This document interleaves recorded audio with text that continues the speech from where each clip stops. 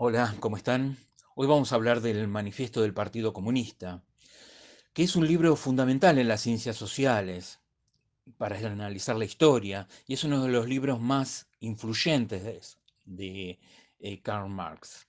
Y es junto a El Capital, otro libro de Karl Marx, una de las principales obras, aunque el manifiesto es la más leída.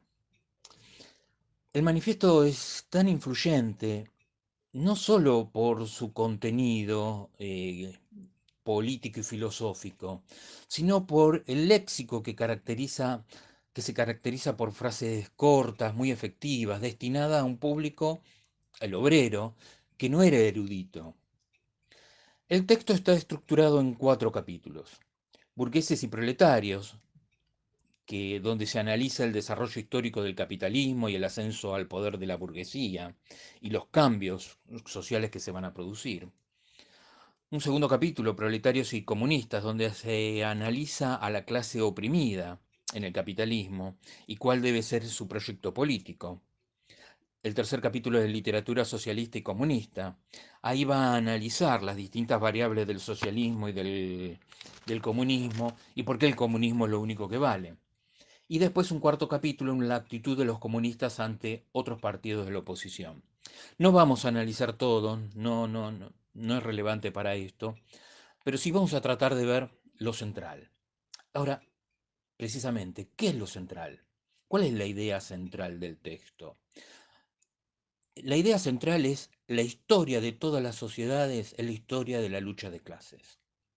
No importa, van a decir Marx y Engels, qué sociedad tomemos. Siempre va a haber dominantes y dominados, personas que tienen el poder y personas que no lo tienen. Y que el motor de la historia es esta lucha. Lo que genera los conflictos en las sociedades, lo que impulsa las transformaciones, es este conflicto, este antagonismo entre la clase dominante y la clase dominada, ya sea amos y esclavos, señores y vasallos, burgueses o proletarios. Esta es la idea central.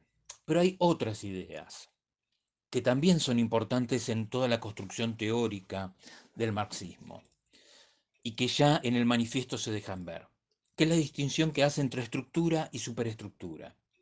¿Qué es la estructura? Es la forma en que la sociedad se organiza para satisfacer sus necesidades, a partir de los medios de producción, tierra, fábrica, capital, tecnología, que estas son las herramientas para producir. Pero también en esta estructura están las relaciones sociales que resultan de este modo de producción. ¿Cómo nos organizamos para producir? Y esto está relacionado con el régimen de la propiedad, en el caso del capitalismo, la propiedad privada. Ahora, ¿qué es la superestructura? La superestructura es el Estado, son las leyes, es la ideología, la cultura, el arte. Y van a decir que en el manifiesto, que esta superestructura refleja la estructura de la sociedad.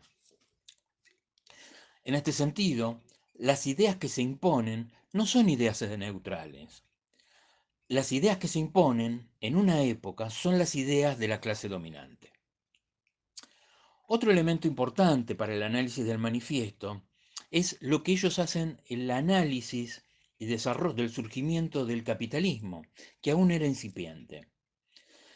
Van a señalar que hay un desarrollo gradual del capitalismo, en el cual la sociedad burguesa va a ir avanzando y revolucionando todo, generando más riquezas.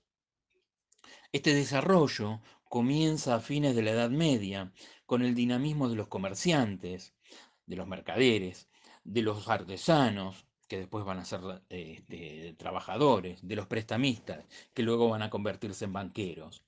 Y todo esto en las ciudades, que cada vez van a ser más grandes e importantes, y que van a ir cambiando paulatinamente en esta transición los modos de producir. Y van a ir revolucionando este modo de producción. Marx van a ver en esto un proceso revolucionario, donde el capitalismo va a producir mercancías baratas y que no va a haber forma de resistirse hasta esto. Es decir, van a decir que una mercancía a bajo precio es una mercancía a la que nadie puede resistirse, sea en Inglaterra y sea en el mundo. Y la burguesía va a ir creando mundos a imagen y semejanza. De diversas formas lo va a hacer Inglaterra: invasiones, colonizando, guerras, seduciendo élites locales. Y en este sentido, la burguesía va a ir estableciendo un nuevo orden local, regional y mundial. La burguesía va a marcarla como una clase revolucionaria y que va a liberar a la sociedad del feudalismo, obviamente para atarla a otra forma de sometimiento. Y Marx va a decir que, en este sentido, la burguesía va a desempeñar o ha desempeñado en la historia un papel revolucionario. Donde quiera que se instauró, barrió con todas las instituciones, ya sean feudales, patriarcales e idílicas. Desgarró, rompió los lazos feudales que unían al hombre con sus superiores. Despojó los halos de santidad, todo lo que antes se tenía por venerable y digno de ser acatado. En este sentido, hay una frase que, va a marcar todo este texto, una frase famosa, que es que en el capitalismo todo lo sólido se desvanece en el aire.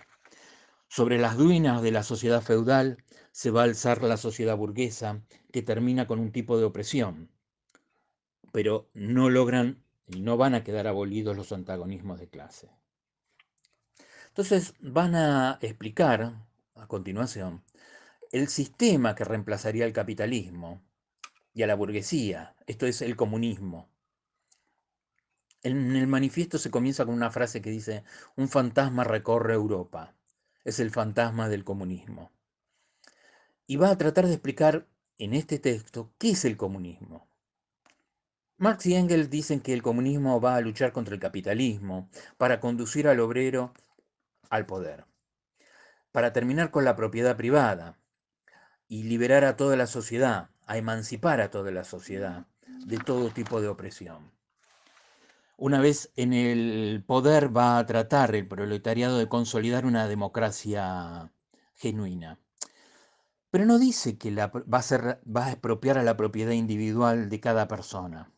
Eso sabemos que lo hacen los bancos capitalistas cuando no pagas una hipoteca, sino que va a quedar abolido el régimen de propiedad burguesa, los medios de producción, que van a pasar a estar centralizados en manos del Estado para producir, reproducir la riqueza, socializar y distribuir la riqueza.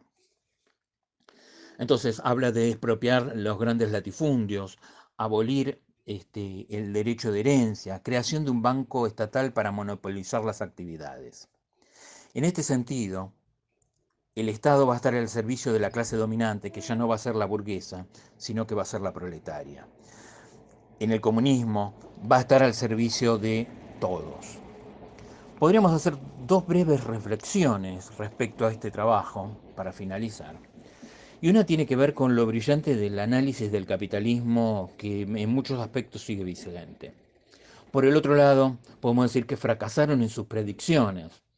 Por un lado, en lo inevitable del comunismo, en que las burguesías no iban a poder controlar y manejar sus contradicciones, y cómo iba a ser la comunidad o la sociedad comunista. Nada de esto, nada de esto ocurrió.